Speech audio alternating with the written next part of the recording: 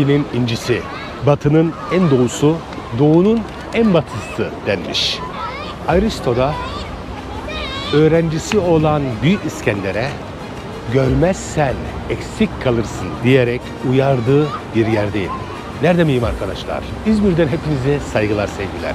Haldun'la gezelim, kalalım başlıyor. Hadi bakalım. Arkadaşlar, İzmir Türkiye'nin 3. büyük şehri. Ayrıca Ege bölgesinin en önemli kültür ve ticaret merkezi. Aynı zamanda farklı medeniyetlerin buluşma noktası olmuş burası. Tarih boyunca Türkiye'nin en önemli turistik yerlerinden biri. Her yıl milyonlarca turist ev sahipliği yapıyor burada arkadaşlar. Görünmesi gereken tarihi yerleri, sokakları, güzel yemekleriyle dikkat çeken bir şehrimiz. Özellikle Kemeraltı. İstanbul Kapalı Çarşı'dan sonra ikinci sırada açık hava çarşısı olarak da alınıyor. İzmir adını nereden alıyor? Biliyor musunuz arkadaşlar? Eski ismi Simirna adı olan İzmir adını Amazon kraliçesinden alıyor. Peki kimdir bu Amazon kraliçesi? Güney Amerika'daki Amazon gelmesine onunla karıştırmayalım. Bunu söylemesi sakın ha, Güney Amerikalı'la karıştırmayalım. Bunlar antik Yunan devrinde kadın savaşçılardı.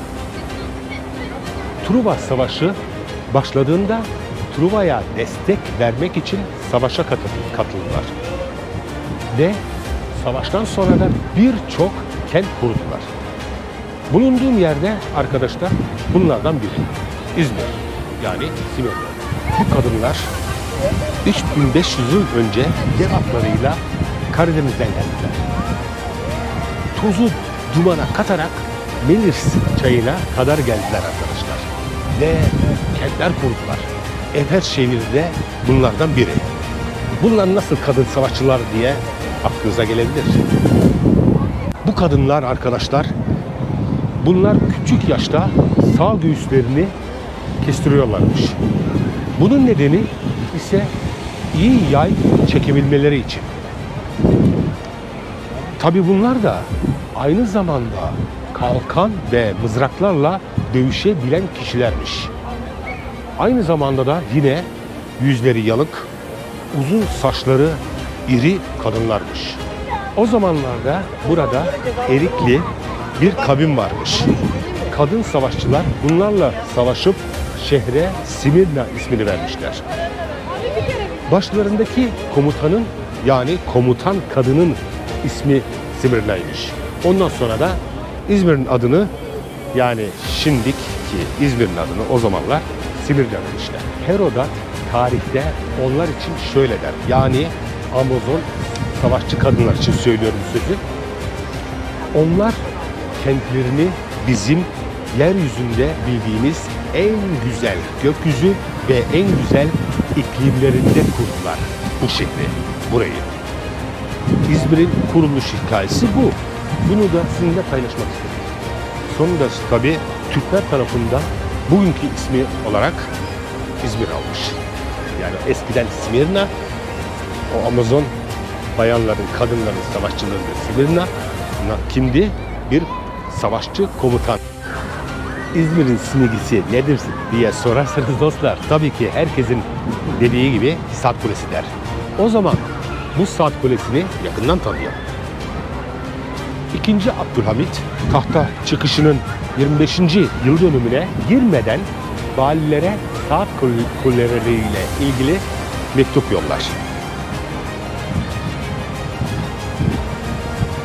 O zamanlar İzmir valisi Kamil Paşa ve oğlu belediye başkanı Eşref Paşa toplanıp saat kulesinin yapılmasına karar verdiler.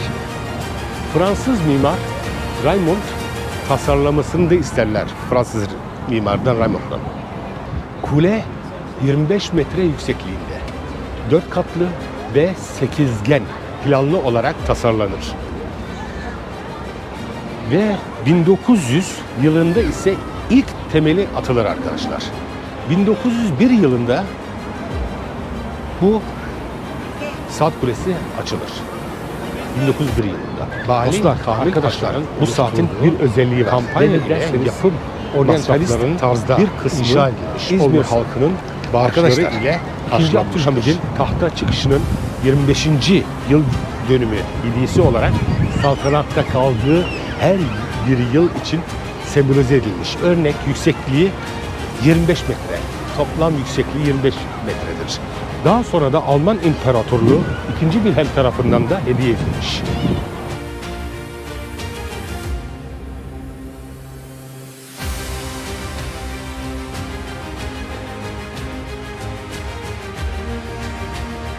Yani yapımını yapan Raymond Pierre yapmış. 1901 yılında da gitmiş komple. 2. Abdülhamid'e hediye verilmiş. İzmir halkı da bağışlar toplanarak bunun yarısının da fiyatını karşılamışlar. Yani yapımının ve emeğe geçen yarısı da İzmir halkına aitmiş. Ondan da sizinle paylaşmak istedim. Evet, Saat Kulesi'nin hikayesi buydu arkadaşlar. Şimdi yavaş yavaş nereye doğru gidiyoruz derseniz çok ünlü bir yere gideceğiz. Neresi mi? İzmir dediğimiz zaman akla tabii Saat Kulesi geliyor. Saat Kulesi gelmiyor değil. Ve bir şey daha geliyor. Ne arkadaşlar? Kadınların vazgeçilmezliği. İlle nerede? İzmir'e gittiğin zaman ille bir yere gidecek derler. Nasıl İstanbul'da Kapalı Çarşı, Eminönü'ne İstanbul'a gittikleri zaman İstanbul'a gitmemiş sayıyorlar Eminönü'ne gitmedikleri zaman. Aynısı da İzmir için geçerli. Ne diyorlar? İzmir'e mi? Gittin mi? Kemeraltı'na gittin mi derler. İşte biz nereye gidiyoruz? Şimdi Kemeraltı'na gidiyoruz. Biraz da Kemeraltı'ndan bahsedelim. Oranın tarihi bizlere neler barındırıyor. Buyurun Aydın'la gezelim. Devam ediyorum. Hadi arkadaşlar. Burası dostlar İzmir tarihiyle ilk sıraya geçen yerlerden biri olan Kemeraltı çarşılarıyla ünlüdür. Çarşının asıl tarihi 2400 yılına kadar dayanır. Antik çağlarda günümüze kadar daha hala bize hizmet vermektedir.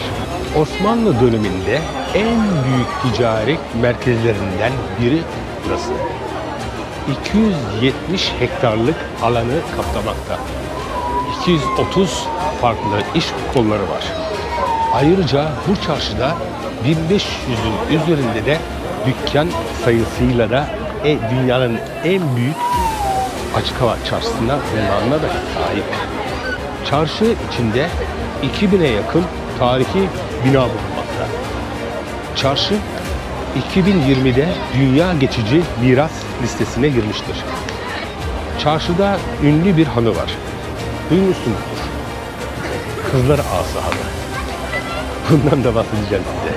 Ama oraya doğru gidelim. Orada daha detaylandırırım. İçini de çekebilirsek detaylı şekilde size bahsedeceğiz. Kızlar Ağası Hanı. Diyeceksiniz ki nasıl bir tuhaf isim değil mi? Ama hikayesi var arkadaşlar. Osmanlı zamanına gidiyor hikaye. Onu daha iyi detaylı anlattığımız zaman daha iyi anlayacaksınız. Şimdilik oraya doğru ilerlemekteyiz. Kızlar Ağası Hanı'na.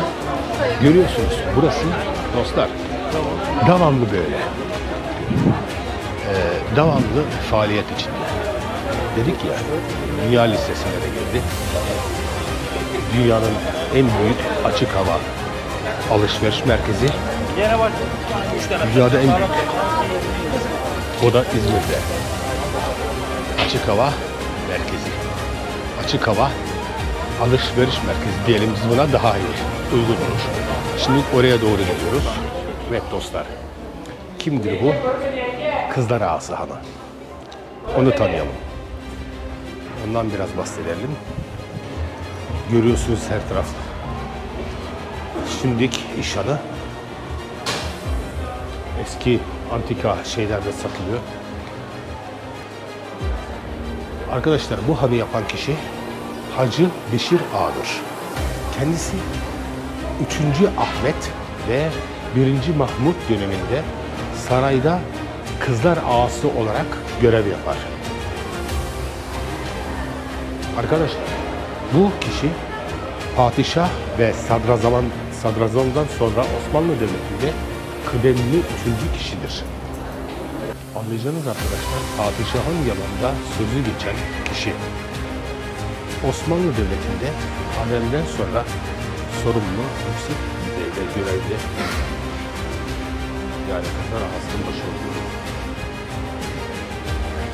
Hacı Beşir Ağa uzun yıllar biriktirdiği servetini Osmanlı'nın çeşitli yerlerinde cami, çeşme ve kütüphane anlar yapılmıştır. Gördüğünüz bu han gibi. Bu çarşıya 1744 yılında han yaptırır. Adına da Kızlar Ağası Hanı der.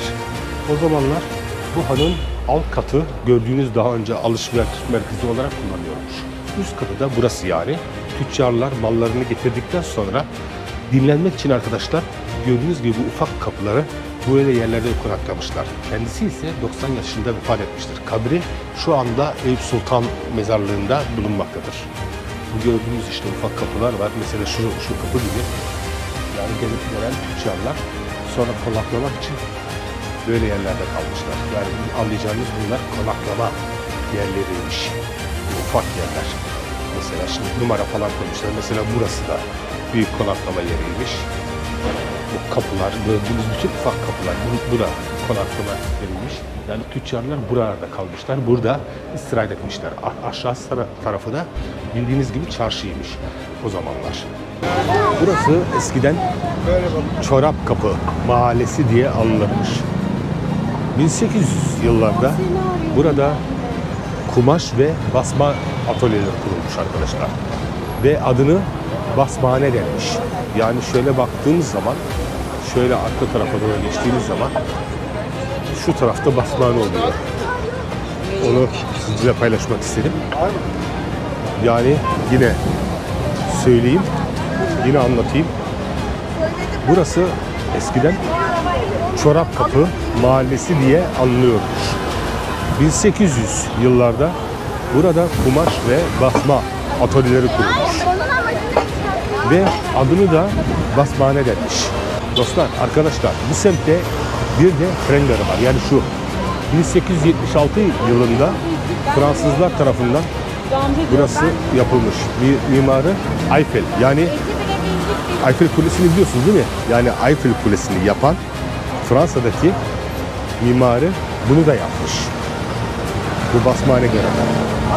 Şu an Fransa'daki Lyon garının aynısını buraya basmane yapmışlar. Bir zamanlar bu semtte yazlık sinemalar da meşhurmuş. Hatta zaman zaman ünlü artistler buraya gelip imza atıp buraya geliyorlarmış. Burada imza atmışlar. Ya o zamanlar çok açık hava sinemaları, yani yine söyleyeyim, yine detaylı olarak anlatayım. Eskiden Fransa'daki olan Lyon garının aynısı basmanede yapılmış. Piyasa çok kötü. Kötü abi piyasa. Harbi kötü. Piyasa bitik. Vallahi. Ekonomi yok abla. Ekonomi. Görüyorsunuz işte çekim esnasında böyle otomatikman bazen kısa detaylar oluyor. O yüzden bazen hemen kapatmak zorunda kalıyoruz. Biraz işte zor oluyor çünkü çok kalabalık esnada böyle videolar çekmek, hele YouTube videolar çekmek bayağı zor olduğundan size kısa da olsa bir şeyler anlatmaya çalışıyoruz. Biranın en eski sinemasından bahsetmiştim ya, Basmane Sineması. 1957'de sinemanın açılışını Zeki Müren yapmış arkadaşlar. Yani Zeki Müren konserini yapıyor burada ve açılışını yapıyor. O sinemada, Yıldız Sineması dediğim işte o sinemada yapıyor bunu. 1957 senesinde Zeki Müren açılışını yapıyor. Hatta yani şöyle söyleyeyim, Evliya Çelebi seyahatlerinde burada Basmane'de 20'den fazla hamamın olduğundan bahsediyor Evliya Çelebi. Onu da sizinle paylaşmak istedim. Evet, Haldun'la Gezelim kanalımız devam ediyor. Yani dediğimiz gibi takip etmeyi unutmayın. Şimdi Basmane'den bu kadar ve takip etmeyi, abone olmayı, like atmayı unutmayın. Haldun'la Gezelim. Bay bay. Şimdi